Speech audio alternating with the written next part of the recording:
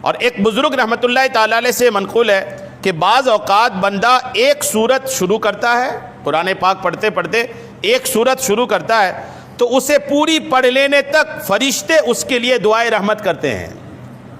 آپ قرآن پاک کی ایک سورہ شروع کیے، پوری کرنے سے پہلے فرشتے رحمت کی دعا کرتے ہیں، اور کبھی بندہ ایک سورت شروع کرتا ہے تو اسے پوری پڑھ لینے تک فرشتے اس پر لعنت بھیجتے ہیں۔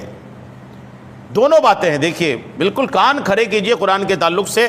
فرماتے کوئی بندہ ایسا ہوتا ہے کہ قرآن شروع کرتا ہے، کوئی سورہ شروع کرتا ہے، پوری ہونے سے پہلے فرشتے رحمت بھیجتے ہیں اور کچھ پر لعنت بھیجتے ہیں۔ عرض کی گئی یہ کیسے ہوا، یہ کیسے ہوتا ہے، کسی پر لعنت کسی پر رحمت؟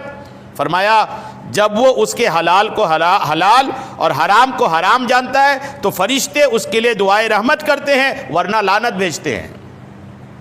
یعنی قرآن پڑھنے والا قرآن کے حلال کو حلال سمجھتا ہے، حرام کو حرام سمجھتا ہے تو قرآن رحمت بھیجتا ہے، فرشتے رحمت بھیجتے ہیں۔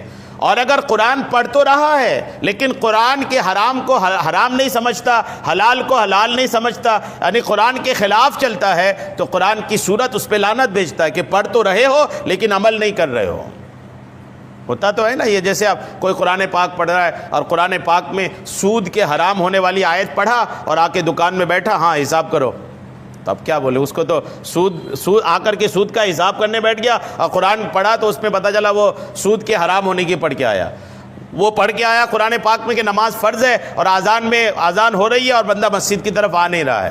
یعنی قرآن نے جس چیز کو حلال کیا اس کو حلال سمجھنا، اس چیز جو حرام کیا اس کو حرام سمجھنا، اس کے بعد قرآن پڑھنا، تو قرآن الحمدللہ رحمت بھیجتا ہے۔